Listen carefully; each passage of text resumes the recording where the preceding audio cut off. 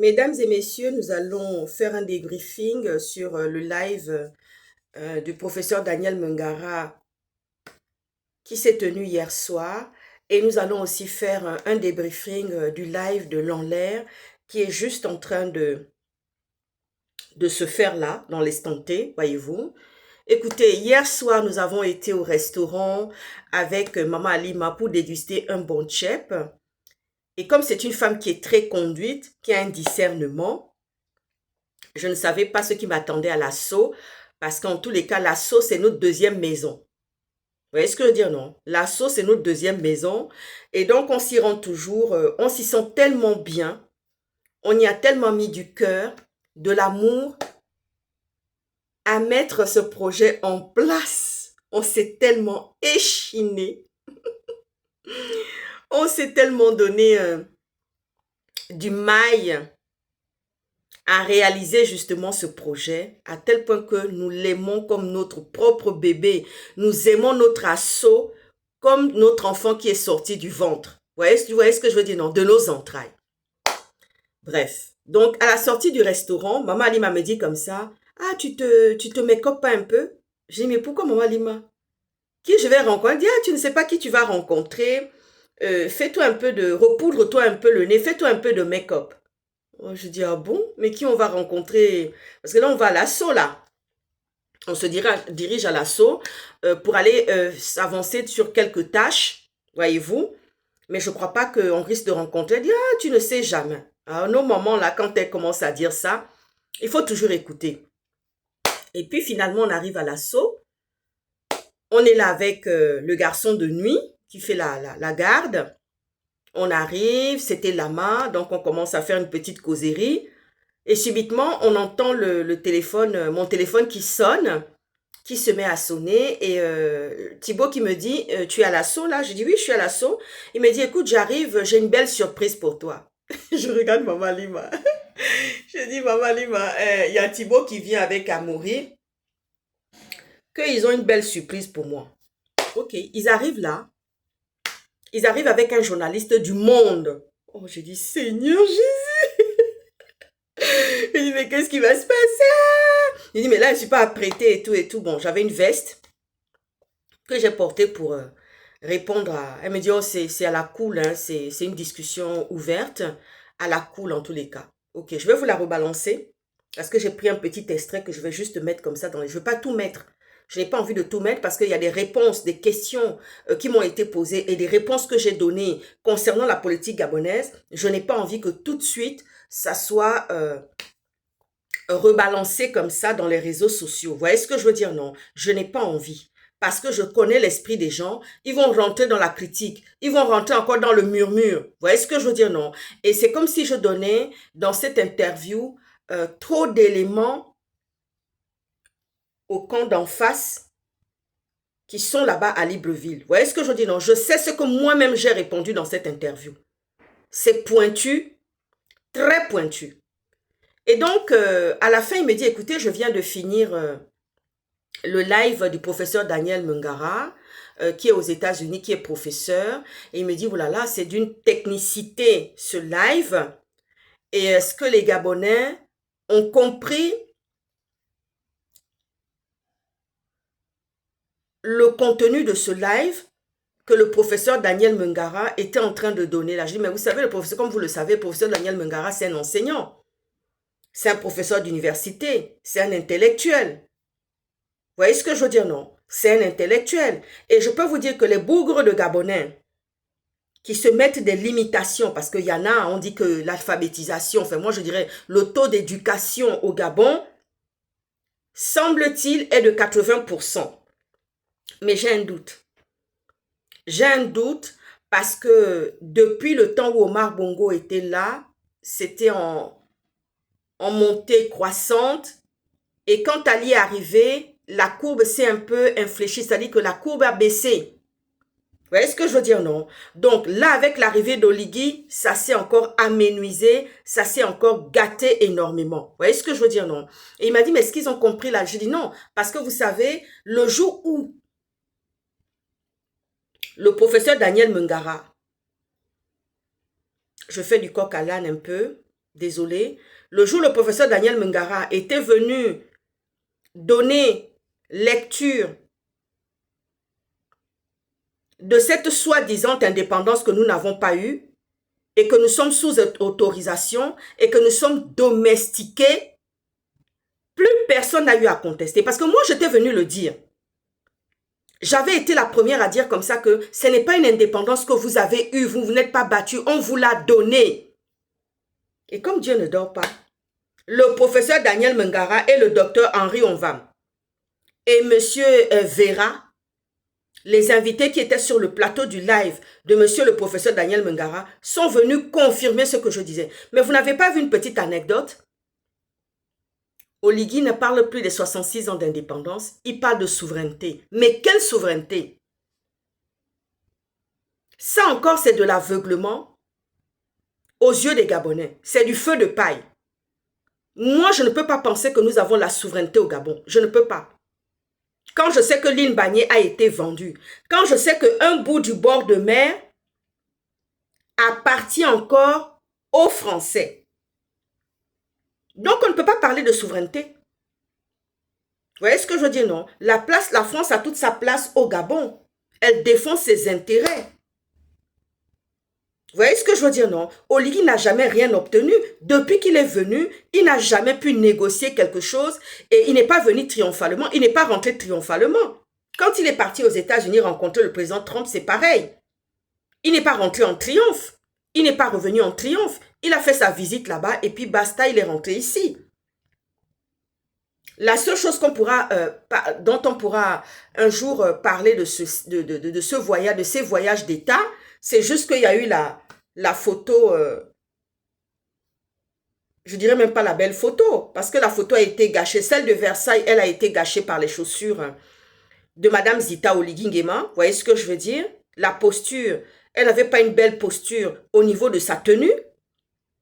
La robe africaine était très belle, mais les chaussures ne correspondaient pas du tout avec la tenue avec laquelle elle s'est présentée à Versailles. Ça, c'est encore un rendez-vous manqué. Vous voyez ce que je veux dire, non? Donc, Oligui, la seule chose qu'il pourra garder, même encore à la limite, c'est quelques clichés. Et Oligui ne se sent pas bien en ce moment depuis que Dieu a amené l'enlaire pour venir les maudire. Vous voyez ce que je veux dire, non? Oui. Donc, le journaliste du Monde a regardé justement le live. Il avait fini de regarder le live du professeur Daniel Mungara. Moi aussi, j'avais fini. Et nous avons eu un très bel échange là-dessus. Mais lui, il a relevé que le live était très technique. Vous voyez ce que je veux dire, non? Très technique pour non seulement, c'est-à-dire que la compréhension, à la mesure de la compréhension de ceux qui ne sont pas limités dans leur compréhension. Parce qu'il y a tellement de Gabonais qui sont limités et qui se mettent eux-mêmes des limitations. Parce que moi, je dis que 80% d'éducation, j'en doute. J'en doute. Et je me souviens que le professeur Daniel Mungara avait dit comme ça, lisez un peu. Vous savez, les enseignants, moi, ma mère, elle est enseignante. Les enseignants, ils ont une certaine rhétorique. Vous voyez ce que je veux dire, non? Oui, c'est ça même. Pour ceux qui ont gardé leur intelligence complètement, vous voyez ce que je veux dire? Ils ont bien compris ce que le professeur Daniel Mungara et les intellectuels comme nous, on a bien compris de quoi retournait ce sujet, ce contenu du live du professeur Daniel Mungara. Vous voyez ce que je veux dire? Je ferme la parenthèse, j'en viens au sujet de l'enlaire. L'enlaire est sorti dans les réseaux sociaux là pour faire un live il n'y a pas très longtemps. Vous savez, je ne connais pas beaucoup de femmes comme Madame Ada Sophie, paix à son âme, qui est la maman de l'enlaire, qui a envoyé ses 8 enfants en Occident venir étudier. Aux États-Unis. Ce n'est pas dans les petits gna gna gna gna. Aux États-Unis, elle a envoyé ses enfants pour venir étudier. Vous voyez ce que je veux dire, non? Oui, mais est-ce que ceux-là même qui sont venus insulter Madame Ada Sophie, qui est la maman de l'enlaire, leurs parents ont pu leur offrir ce genre d'éducation? Ceux qui sont venus insulter la maman de l'enlaire, ce sont des gens qui ont eu droit, qui ont quitté le pays avec une bourse. Oui. Oligui lui-même, il a reçu une bourse pour aller faire ses études à l'étranger. Donc, toutes les personnes qui sont venues insulter l'enlaire, la maman de l'enlaire, Ce sont des gens qui sont allés étudier, qui ont reçu l'éducation, de l'aide, de la bourse de l'État gabonais. Sinon, sans ça, ils n'auraient jamais vu l'Occident. Si Oligui n'avait pas eu le package de la bourse, qu'il refuse de payer aujourd'hui aux Gabonais, soit disant que les frais de scolarité de 3700 € sont énormes. C'est pas énorme quand on vient quand on a une petite démographie, voyez-vous, et qu'on a une terre ici si richement, immensement riche. Ça ne rien comprendre. Eh mais oui, ça ne rien comprendre. Mais il y a des bougres de Gabonais qui trouvent que non, sur ce cara-là, Oligui joue bien. Oligui joue à domicile, donc c'est très bien. Non, c'est pas très bien. Vous voyez ce que je veux dire, non? Oui, même quand nous, on avait des frais de scolarité qui n'étaient pas énormes.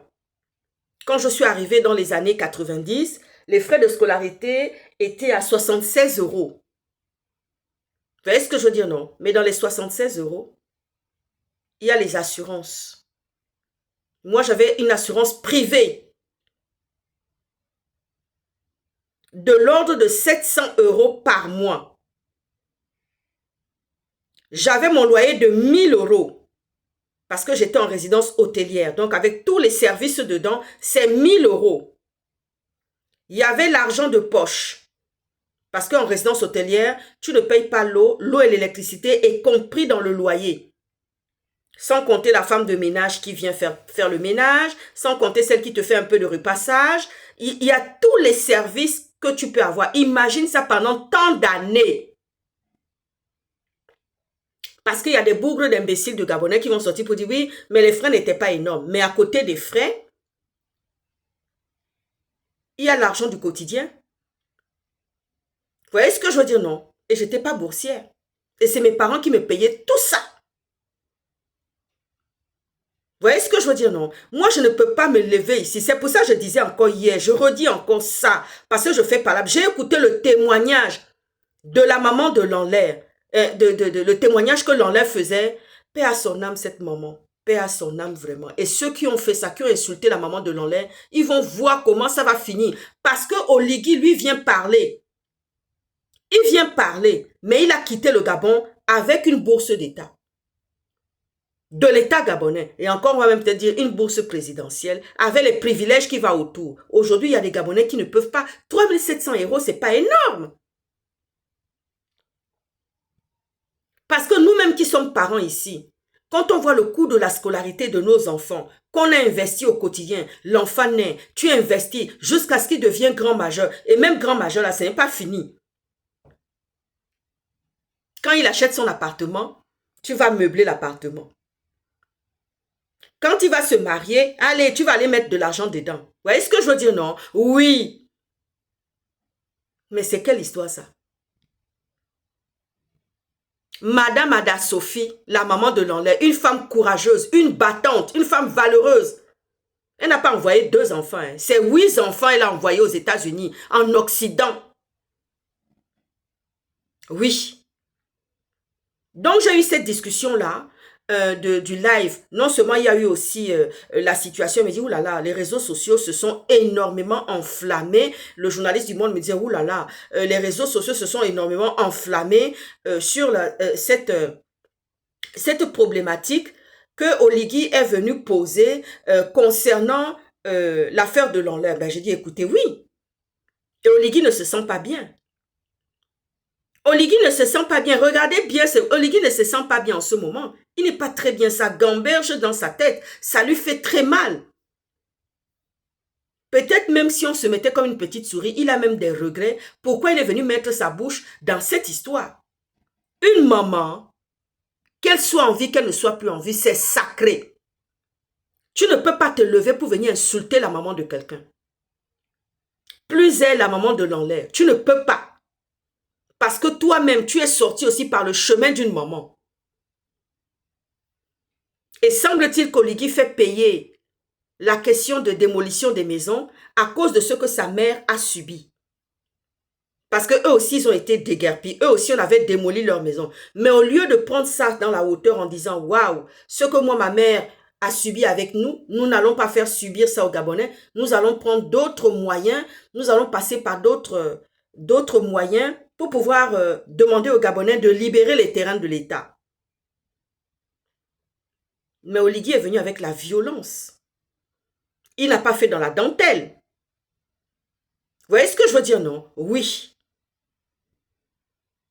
Monsieur le professeur Daniel Mungara, je ne vous demande pas de, comment dire ça, d'édulcorer votre discours. Vous êtes un intellectuel, vous êtes, comment dire ça, une pièce maîtresse de l'opposition gabonaise. Vous êtes, comment dire ça, une tête couronnée dans notre pays. Moi, je ne peux pas, je ne viens pas, ça dit qu'il faut bien comprendre mon discours concernant l'analyse que nous avons fait avec le journaliste du Monde. On ne vous demande pas ça du tout. Restez d'ailleurs dans ce... Vous savez, les enseignants, ce n'est pas des gens qui changent. Ils sont bien comme dans leur cadre. Je ne viens pas là pour demander à monsieur le professeur Daniel Mungara de changer son style ou quoi que ce soit, mais on a juste relevé ça parce qu'on s'est rendu compte que les Gabonais sont tellement dans la bouillabaisse, les Gabonais sont tellement dans la nullité, vous voyez ce que je veux dire? Ils sont tellement dans le ndombolo, ils sont tellement dans le recul, vous voyez ce que je veux dire, non? Que, voilà, si ça se trouve, pour eux, ils ont trouvé ça très barbant, mais c'est un enseignant qui parle, et c'est un fait d'histoire qu'il était en train de nous raconter. Il nous nourrissait, il nous enseignait. Parfois, la mémoire se met en pause et on oublie justement ce côté-là de ce qu'il nous a appris dans son live. Vous voyez ce que je veux dire, non? De ce qu'il nous a transmis dans ce contenu que le professeur Daniel Mungara a eu à mettre devant les réseaux sociaux avec son confrère le docteur Henri Onvam et les invités qui étaient là. Et oui, il était question de la 5e République et il était question d'Oligui qui a besoin d'être biberonné. Alors Oligui, quand il a un problème, on doit le respecter comme un dieu. On doit descendre à ses pieds, même quand il a fait mal. Regardez cette histoire d'Éric Moreau, qui est un architecte qu'on a jeté en prison. Est-ce que Éric Moreau, sa place est en prison? Quelle est la décision réelle qui accuse Éric Moreau de n'avoir pas fait son travail? Est-ce qu'il y a malversation? Non. Les décisions sont sorties comme ça. Les enfermements, vous voyez ce que je veux dire, non? Où est l'état de droit au Gabon? Oligui lui-même ne peut même pas soulever cette question-là. Il n'y a pas d'état de droit au Gabon. C'est-à-dire que ça l'emporte-pièce. On a décidé que toi, on va t'enfermer, toi, on va te casser. C'est une manière de casser. Parce que quand Moreau va sortir de cette situation, il n'aura plus envie de travailler pour l'État. Et sa cote de popularité d'Éric Moreau, elle est brisée. La cote de confiance auprès des clients aussi, elle est brisée à cause de cet événement. Mais qui pourra encore faire confiance à Moreau? Parce qu'on va dire, oui, mais attends, tu n'as pas fini le travail que Oligui t'avait confié et c'est moi mon chantier que tu vas finir. Et ça va lui coller à la peau comme ça. Vous voyez ce que je veux dire, non? Donc, franchement, c'est une honte. C'est une honte. Tous ceux qui ont insulté la maman de Lanlaire, ils sont venus ici. Si les bourses de l'État gabonais n'étaient pas sorties, ils ne pourraient pas dire quelque chose. Moi, je dis la fierté que j'ai de mes parents. Parce qu'ils m'ont tout payé. Et ainsi que ma soeur, ils nous ont tout payé. Des études royales, une vie royale.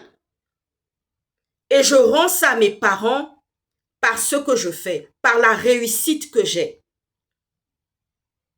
Vous voyez ce que je dis, non? Je rends ça à mes parents par la réussite, par l'élévation que j'ai, par la grandeur que Dieu m'a donnée, au nom de Jésus. Vous voyez ce que je dis, non? Oui. À très bientôt. Ciao, ciao.